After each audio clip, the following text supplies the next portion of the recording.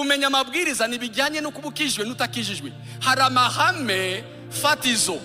Urugero, mu ijambo ry'Imana hari ihame ry'ibiba n'isarura. Ubibye wese arasarura, waba ukijijwe utakijijwe urasarura.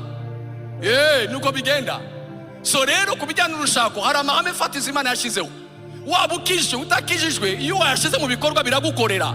Ikibazo rero nabibwira ko bakijijwe bagendana n'Imana, bizera Imana, n'Imana ashira mu bikorwa ayo mabwiriza. Reka mbaho urugero kugira ngo utatekereza yuko ibyo nakubwiye ari ikinyoma. None se ababyeyi bacu, abakurambere bacu kenshi wabonaga za divorce? No, ntago bari bakijijwe. Ndabizi ko utarabitekerezaho. Ntago bari bakijijwe. Benshi ahubwo barabapagani, baterekera, baraguza, bafite ibigirwamana baramya. Ariko uzibini mu muryango hari amahame bari barubakiyeho, kandi ayo mahame yasuzumye ajyanye n'amahame y'Imana ku muryango.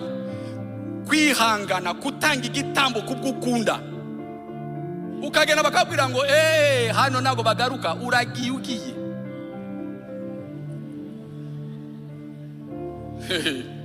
Nukuvuga ngo ibyo uzahura nabyo hariya, shikama, shaka igisubizo, murebane na mugenzi wawe, wihangane. Urukundo rwihangana, urukundo rutwikira ibyaha.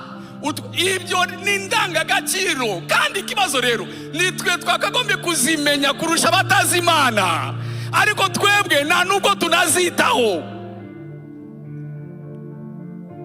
ntago tuzi.